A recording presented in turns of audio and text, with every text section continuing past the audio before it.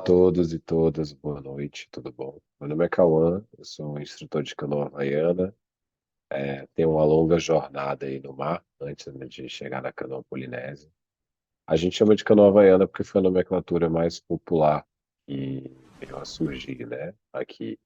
Mas na verdade a canoa é polinésia porque a Polinésia é a região que abrange o Havaí e vai até a Nova Zelândia. Então todas as micro-ilhas e macro-ilhas dessa grande região, a gente entende como a região da canoa polinésia. Dentro dessa divisão, a gente tem dois tipos de canoa: as canoas havaianas e as tahitianas, que vão variar o modelo de acordo com o shape. As canoas tahitianas, elas eram canoas feitas para travessias curtas, né? Porque o Tahiti são regiões de várias microilhas e elas são mais próximas. E as Havaianas eram para travessias maiores. Então, o casco, o formato tem essa diferença. E uma se adequa melhor a mares abertos, mais batidos, e outras a mares mais fechados. Mas acabou de se adotar no esporte o nome como canoa havaiana de uma forma popular. Eu não sei se por conta né, o Ocidente tem uma forte cultura americana e o Havaí fazer parte disso. E o surgimento também do vaa, né, que é a nomenclatura que a gente usa, né, para designar a canoa polinésia, ter vindo, né, do Havaí, dos Estados Unidos. Então, eu acredito que por isso que o nome canoa havaiana ficou mais popular do que canoa polinésia. Eu vou fazer uma breve explicação sobre como a canoa havaiana ela é fantástica e é um esporte de coletividade que abrange todos os públicos, né, que aborda todos os perfis, todos os biotipos, todas as pessoas. E um esporte encantador, né, que permite a gente, além de estar fazendo atividade física, a gente também está em contato com a natureza e uma natureza mais, digamos, selvagem, crua ali, né? Porque você tem condições climáticas adversas. Claro que a gente sai sempre em condições que possibilitem a segurança tanto dos ocupantes como do equipamento, né? Ali com a gente. Mas essa vivência, ela tem uma importância fundamental para a saúde, para a mente, para as experiências que a gente leva para fora da água, certo? Então, vamos lá. É, Fazendo uma breve apresentação sobre mim, tá no texto de resumo. Antes da canoa, eu era competidor de stand-up paddle. E antes de ser competidor de stand-up paddle, eu sou mergulhador de scuba, né? Isso já há mais de 15 anos. Então, o mar sempre esteve presente comigo e eu sempre fui buscando os caminhos, né? De me aproximar e me identificar melhor. Apesar de ter mais de 750 mergulhos logados com scuba, o mergulho não é minha grande paixão. E passei pelo stand-up e acabei me aportando na canoa. Me identifiquei, me apaixonei na canoa, pela sua versatilidade. Vamos nessa. A gente pode passar aqui para a página 2. Conseguimos? Pronto. Aqui na página 2 a gente fala de inclusão. Inclusão que eu quero falar na canoa são por alguns motivos. No geral, esportes náuticos são considerados esportes elitistas pelo seu alto custo, né? E também pela performance exigida. E uma coisa muito bacana da canoa polinésia é que ela não foi desenvolvida para ser um esporte, mas para ser um meio de transporte, né? Um meio de subsistência, de travessia, de conexão entre ilhas, de trocas. Depois ela veio se tornar o esporte. Então, isso faz com que a própria embarcação e o processo em si ele esteja ali para incluir a todos, independente do peso, independente da faixa etária, independente do biotipo, independente um ambiente também para a gente superar medos, né, e iniciar novas experiências e desafios. Essa inclusão da canoa, eu acho que traz uma possibilidade, né, muito diversa e quase que infinita, né, de variações do que a gente pode ter ali. Eu vou passar para o próximo slide, para a página 3 e discorrer um pouco mais sobre isso. Vamos lá? Na página 3 eu falo do peso, porque eu tenho alunos mesmo hoje com quase 150 quilos na canoa, né? Alunos com sobrepeso. e pessoas que eram sedentárias, inclusive. Então, a canoa ela tem uma participação legal nisso, porque é um esporte de baixo impacto, né? Você não tem como a corrida, você não tem como na bicicleta que você tem que ter um equilíbrio, um risco. É um esporte coletivo, você tem canoas individuais, mas para quem quer começar com um grupo, é um grupo que se incentiva e dentro do decorrer da atividade do esporte, a equipe ela vai se auxiliando, ela vai se ajudando. Então, mesmo uma pessoa que chegue lá, que seja sedentária, nunca tenha praticado nenhuma atividade na vida, como eu tenho agora uma senhora de 62 anos que está lá remando com a gente, que ela foi sedentária a vida inteira, né, de atividades físicas, e agora que ela está envolvida dentro do processo, a gente já tem 4 meses, né, remando junto e ela conseguiu desenvolver. Ela é uma remadora assídua.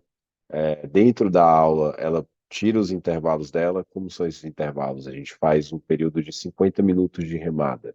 Então, se o remador ele precisar parar e respirar, ter um tempo de descanso, a aula não para por conta disso, né? O resto do time continua remando. E essa função do resto do time continuar a remar é um incentivo para quem está ali. Então, com o passar do tempo, a gente vai desenvolvendo essa pessoa, esse corpo, né? Vai ganhando amplitude nessa remada e a gente vai conseguindo abraçar, independente do peso que essa pessoa chegou, independente, do nível de esporte que ela fazia, da resistência que ela tem. Essa construção, ela é feita em equipe. A canoa funciona como um time. Então, até para o próprio decorrer da canoa, a gente tem que ter um movimento fluido. A sincronia é o fator fundamental da canoa. Não é força, não é velocidade, é a técnica. E a técnica, a base da técnica parte da sincronia, como o movimento da onda, como o ir e vir. Então a canoa ela tem que estar toda conectada nesse ir e vir. E isso faz, né, com que a gente construindo junto esse time, abraçando a todos, a gente consiga abraçar pessoas que às vezes se sentiriam deslocadas dentro do esporte, principalmente do esporte náutico, né, porque tem essas questões que eu falei anteriormente, e dar essa vivência, né? Respeitando, construindo e ampliando junto. Questão de faixa etária também entra no mesmo lugar, como você tem a minha aluna agora. A gente não tem um limite, inclusive a gente tem categorias masters com mais de 60 anos que competem, mas até pessoas que vão entrar agora nos passeios de canoa que a gente faz também, a gente tem, já recebi pessoas com 70, de idades diversas, né? Eu acho que o meu corte lá de idade, pelo menos que me contaram, foi 70 anos.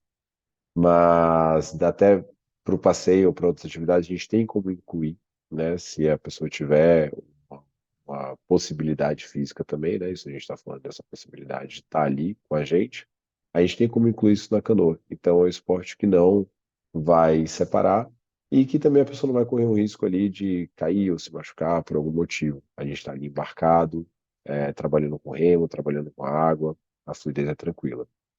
Biotipo é uma questão interessante na canoa, porque a gente tem biotipos diferentes e cada indivíduo em si, e pessoas que elas vão ter condicionamento, um vai ter uma resistência a mais, o outro vai ter uma agilidade maior no reflexo, outro vai ter uma agilidade maior no raciocínio, e a canoa, ela tem a divisão, essa canoa que eu dou aula, vamos lá, vou recapitular essa parte. A canoa havaiana, ela se chama OC e vem um número depois. Ela pode ser OC1, OC2, OC3, OC4 e vai até OC6. O número que vem depois da letra é a quantidade de bancos da canoa, certo? Então, OC1 é uma canoa individual, mas remadores individuais já são remadores experientes. OC2 normalmente são remadores já experientes também, que vão se desenvolver no esporte e vão participar. Quando a gente vai falar de início, da carreira na canoa, esse início normalmente acontece sempre pela OC6, que é a canoa que está apresentada aqui nos slides, e é a canoa que eu dou aula. A OC6 é essa canoa que vai abarcar esse coletivo. Dentro da OC6, a gente tem 6 bancos e cada banco ele tem um papel fundamental. Quando a gente fala de biotipo, o banco um, que é a voga, é quem puxa o ritmo da canoa, ele é o banco que vai puxar o treino, ele tem uma importância, né, grande, tal qual talvez o capitão, que está no banco 6, no último banco, porque ele mantém o ritmo da canoa. Então a frequência, o ritmo vem do banco um. O banco 2 é um banco que ele vai dar auxílio ao banco 1 e ele vai dar um auxílio ao não-ule da canoa. O que que é o não-ule? Ule é o movimento de virar a canoa, certo? Então, no ule, a canoa, a gente está no mar, a canoa tem um flutuador do lado esquerdo e ela pode virar ao contrário, emborcar, e a gente tem que fazer um movimento para desvirar essa canoa. Então, o remador do banco 2 ele vai fazer um peso para a esquerda para esse ule não acontecer, certo? E ele, junto com o banco um ele mantém um ritmo caso o banco um precise parar. Às vezes, no mar um pouco mais revolto, em ondulações maiores, o banco um não consegue colocar a pá na água e pode perder a sincronia. Então, o banco 2 ele assume essa posição. O banco 3 é o banco que marca o ritmo da canoa. Qual é a marcação do ritmo? É da troca da remada. Perdão, que não é a marcação do ritmo. O ritmo é o banco 1. É o banco que vai marcar a troca da remada.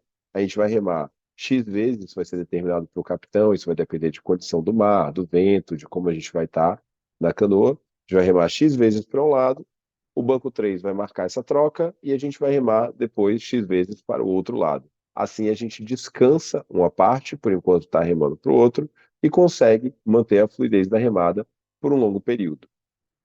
Turmas básicas normalmente conseguem remar 6 quilômetros sem intervalo, turmas intermediárias 10 e turmas avançadas vão remar aí até 15, 20 quilômetros sem intervalo nenhum. Então, essa questão da troca é fundamental para a gente conseguir fazer longas remadas sem intervalo. O banco 4 ele vai dar um auxílio ao banco 3, né, que está ali logo à sua frente, e ele também é um banco fundamental para segurar a canoa para o movimento de não ule, certo? Então, além do banco 2, o banco 4 ele fica próximo à ama, que é o flutuador, que mantém a canoa estável, e caso venha uma ondulação que tente levantar esse flutuador e virar a canoa, ele vai colocar o braço ali e vai segurar. O banco 5 é um auxílio ao capitão, que é o banco 6, além de ser um auxílio ao capitão, ele é auxílio ao banco 4 também.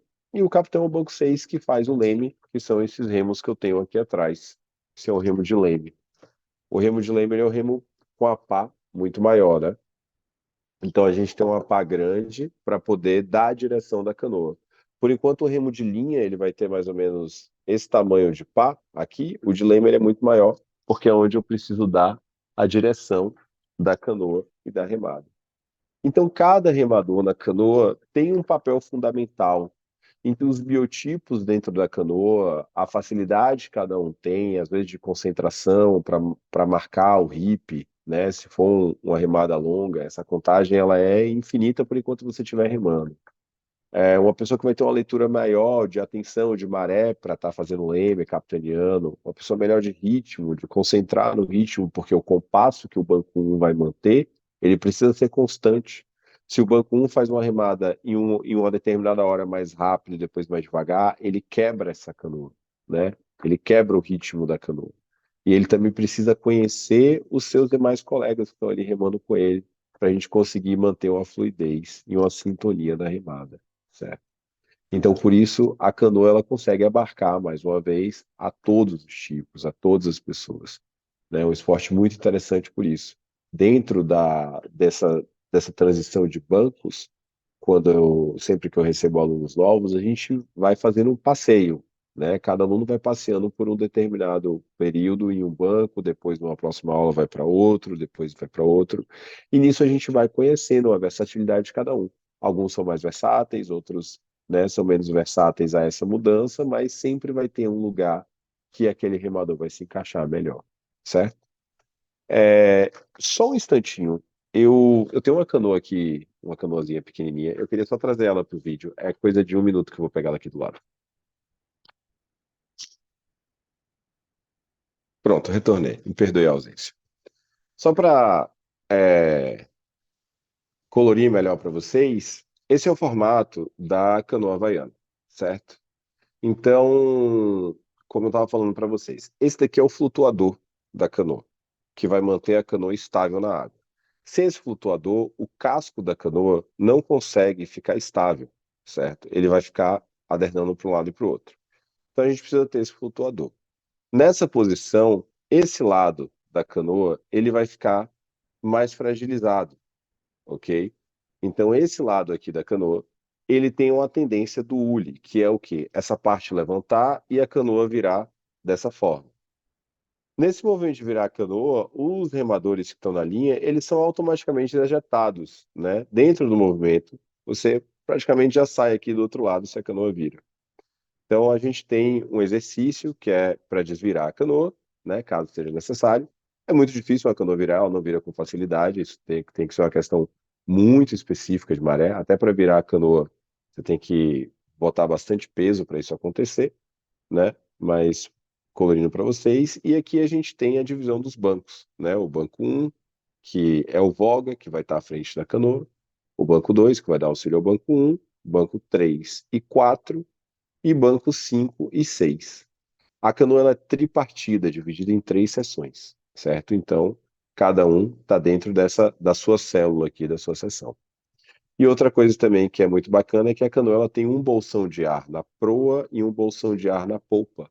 Então, mesmo que a canoa vire, ela nunca vai afundar, porque além da ama estar repleta de ar dentro e ser um outro bolsão de sustentação, a gente tem sustentação de proa e polpa, ok?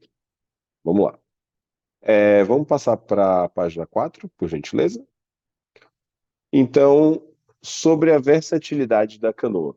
Como eu falei no início, a canoa foi desenvolvida para ser um meio de transporte, né, um meio de subsistência essencial ali. Então, a gente, hoje, né, que virou uma atividade de esporte, a gente faz treino físico, a gente tem passeio. Aqui em Salvador, a gente tem o passeio na Baía de Todos os Santos para o Forte de São Marcelo, a gente tem passeio para ver o pôr do sol pro lado do Corredor da Vitória. No Rio de Janeiro, eu faço esse passeio na Baía de Guanabara. É, enfim, no Brasil todo, em Maceió, antes que tinha só as jangadas na Pajuçara, a gente tem as canoas havaianas agora fazendo passeio para as piscinas da Pajuçara. Abre-se um leque de possibilidades, remada da lua cheia, remada do pôr do sol, remada de eclipse, remada do nascer do sol, enfim, um leque de possibilidades a canoa traz para passeios e lazer. E o que é mais legal ainda disso é que nessa questão do passeio e do lazer, a gente não está falando mais da parte física do esporte. Os passeios eles têm um percurso muito menor, normalmente 1,5 km na ida e 1,5 km da volta. Isso, para um remador inexperiente, vai dar 15 a 20 minutos de remada. Não é exaustivo, tem um intervalo entre a ida e a vinda, né? Normalmente esse intervalo varia de 40 minutos, uma hora, às vezes até mais, a depender do clube, né? De quem está operando essa canoa. E aí a gente consegue levar criança, né? A partir de 4, 5 anos, a gente já consegue levar criança na canoa, pessoas com dificuldade de locomoção, né? Isso também é bem legal. Então, pode ser PCDs. Inclusive, por falar em PCDs, eu já dei aula para cegos e amputados da canoa. Uma turma só de cegos e uma turma só de amputados. Isso é outra coisa inclusiva da canoa que é bem legal, né?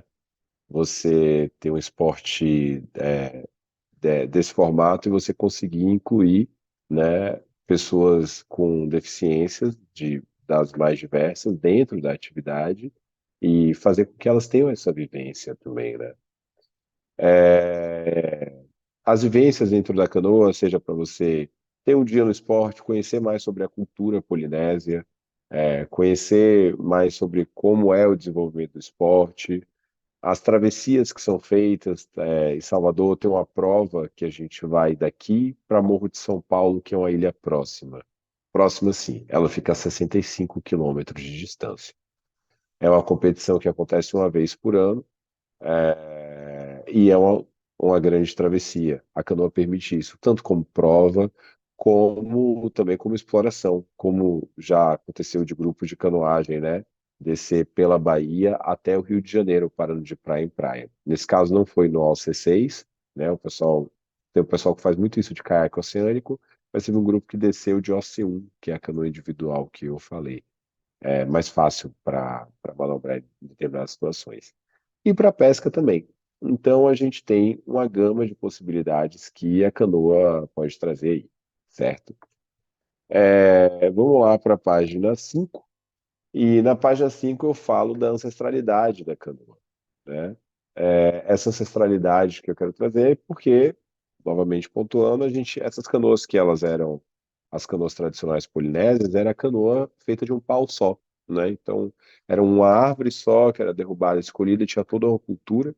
A gente aqui na nossa cultura também indígena, a gente tem isso em toda a América. Os tupinambás, eles tinham um nome específico para a canoa, que era feita de um pau só, que me falha a memória agora. Então, era escolhido a árvore, cortado de acordo com a lua, tinha todo um ritual e um respeito à natureza, né, dentro desse processo. E depois esse tronco ele era cavado, né, e a canoa era feita a partir dali. Os polinésios faziam da mesma forma. Inclusive tem alguns estudos que tentam linkar, né, essa construção de canoas dos povos antigos, porque tem muitos links das construções são parecidas. São irmãs ou primas, né, no formato de se construir, digamos assim. E hoje a gente tem dentro da canoa uma tecnologia incrível, né, que é o uso da fibra de vidro, as canoas hoje são super leves. Uma canoa dessa de 6 pessoas, ela pesa a partir de 140 quilos, né? 4 pessoas carregam uma canoa dessa tranquilamente. As mais pesadas vão chegar a 160, 170 quilos, né? A gente dá um salto aí absurdo. E são canoas que aguentam todo tipo de mar, de ondulação, de tempestade, é uma outra realidade. Mas junto com essa ancestralidade da canoa, a gente traz também todas essas conexões, né? Essas histórias que a canoa, que a canoa permite, possibilita para a gente. Vamos passar para a página 6. A coletividade da canoa. Eu falei já um pouco, né, sobre a questão de cada remador, né, a importância. E essa coletividade é sobre um cuidado, é sobre um entendimento, um carinho que a gente tem que ter no time um com o outro. Não adianta ser um time que já faz um treino de 10 quilômetros, um exemplo, em 40 minutos, em 50 minutos, e um dia chegar alguém que não está bem por algum motivo, que seja, não dormiu bem, ou não tá com algum mal-estar, alguma coisa, e a gente querer puxar um treino de alta intensidade, isso não vai acontecer. Então a canoa se abraça e ela diminui ou aumenta o ritmo dentro da leitura, da vivência que isso vai acontecendo. Claro, se todos forem na primeira aula, isso não vai acontecer, mas a partir do momento que a turma se entrosa, e isso normalmente demanda 2 meses, 2 meses e meio para acontecer. Depois desse entrosamento, a turma ela consegue se comunicar e se acolher sem muita fala. Isso é muito legal na canoa. Tá todo mundo numa linha, todo mundo trabalhando junto, se observando na mesma linha, no mesmo direcionamento. E, no geral, a turma sempre está ali se acolhendo. Quando eu digo no geral, é porque o meu clube não é o único, né? Existem vários clubes e cada um numa forma de ser, mas no geral do esporte é um esporte muito acolhedor. E um esporte que a gente vai entendendo a realidade de cada um. Então isso também é um exercício de saúde mental, né? É uma terapia ali de você chegar às vezes exausto, exaurido, ou com algum problema na cabeça, e ali a gente descarregar tudo. Depois tem uma pausa, um banho de mar, renova as energias, sobe na canoa e retorna o treino, todo mundo respeitando o espaço de cada um. E no dia que todo mundo chega disposto, aí a gente vai lá, dá um remadão lindo, coloca pá na água e puxa um ritmo alto e vamos embora, vai todo mundo junto. É isso aí. Vamos lá, página 7 do slide superação. Quais são as superações que a canoa traz?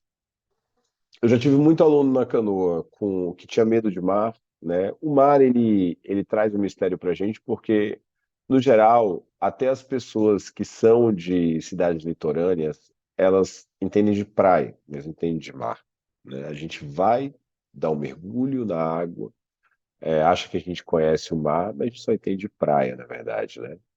E essa é a grande diferença. Quando você vai viver o mar, é outra história.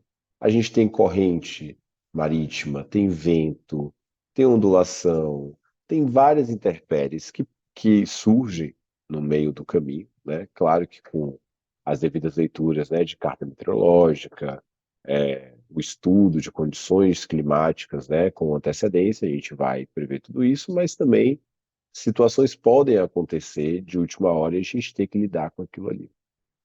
Então, essa superação de você subir numa canoa na margem, onde você está seguro, onde está tudo perto, e você remar 1 quilômetro no início da costa, 2 quilômetros depois, três, chegar a 5, 10 quilômetros da costa, né? Isso, claro, é um tempo, isso não acontece da noite para o dia, do 1 para o 5 para o 10. Mas a gente ir progredindo, evoluindo, né? E você começando a se sentir confiante, confiante do aparelho que está ali, confiante das condições que você já conhece, né? Confiante de estar com o seu time, com sua equipe, é uma superação.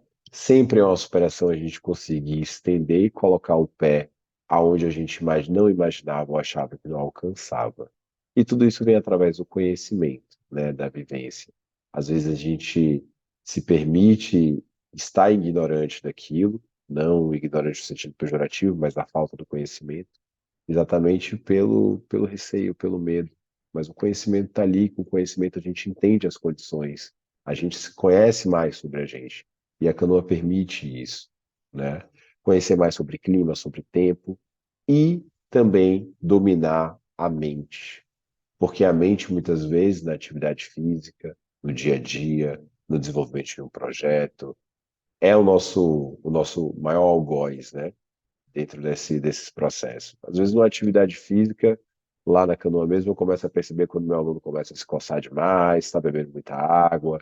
É a mente lutando contra o corpo. A mente quer descansar, ela quer estar num lugar calmo. E o corpo precisa dessa atividade. Então, tem essa superação de você estar numa condição que o mar está mais batido e você não ficar eufórico. Você manter a cabeça fria, o olhar no horizonte e fazer o que tem que ser feito. Remar. O mar traz essa tranquilidade que a gente vai levar depois para o dia a dia, para as situações adversas que a gente pode estar ali lidando, né? Eu não digo só do mar, eu sou instrutor de rapel também, e esportes radicais em geral, como o mergulho está envolvido no mar, mas a gente está ali abaixo da superfície, às vezes a 30, 40 metros de profundidade, e você não tem espaço para o desespero. Você tem que pensar, ter uma atitude certeira e agir. Então, a experiência, a vivência, né, nessas atividades é muito interessante para a gente ter uma calma, ter uma tranquilidade, levar isso para o nosso dia a dia. E a canoa traz isso de uma forma coletiva, que é o mais gostoso, que você olha para o lado e tem alguém ali junto com você, se superando também, te apoiando, sendo apoiado por você e vivendo essa história, né? É, Vamos lá. Eu falei do medo do desconhecido, né? Que é o conhecer o mar e essas questões. Você entrar depois já de uma vivência, claro, né? De uma experiência ali no dia de chuva, no dia. As pessoas temem a chuva normalmente. Ah, tá chovendo, vai ficar perigoso. Chuva não é perigoso. Mais perigoso é vento do que chuva, né? Eu não estou falando de tempestade, raio, relâmpago e trovão. Aí a gente tem entra na água. Quando tem estática envolvida, fica fora. Mas você remar no dia de chuva é uma delícia. O corpo quente, a chuva caindo, o sal, o gosto do sal na boca, a atividade acontecendo, é uma delícia de refrescante. No dia que tá ventando já não é tão legal, mesmo que não esteja chovendo, porque a remada fica mais pesada. E a gente vai entendendo, compreendendo e sabendo os nossos limites ali e também aprendendo sobre a natureza. Bom, aqui já na página, no slide 8 já é o mote da EK, né? Que é uma experiência pela Baía de Todos os Santos. Eu vou falar um pouco do que é a EK. A EK é um clube de canoa havaiano que eu montei com a ideia de abraçar todas as pessoas que quisessem chegar até ela. Antes de montar a EK, eu dei aula durante 3 anos em um outro clube, e dentro desse clube eu decidi fazer o Canva e o plano de negócio do que seria a minha empresa. Claro que todo negócio tem que ser lucrativo, mas não só sendo um negócio lucrativo, eu queria que fosse uma empresa acolhedora, né? Eu queria que fosse um negócio que fizesse os meus clientes e os meus alunos, né? Quando eu falo cliente, é o pessoal do passeio que vem pontualmente, vem uma vez, né? Ou outra. E os alunos que estão ali corriqueiramente se sentirem acolhidos, se sentirem seguros, se sentirem respeitados, se sentirem abraçados. né, se sentirem envolvidos por aquela prática. Então aí cai muito mais, né, do que só um passeio, do que só um dia de canoa, é uma experiência estar ali com a gente, em todas as coisas que a gente proporciona, né, nesse acolhimento. É um projeto que eu sou muito feliz de estar à frente tocando. E o último slide é o nosso contato. Eu termino a minha apresentação aqui. Agradeço a todos vocês, né, pela escuta e fico à disposição para tirar qualquer dúvida.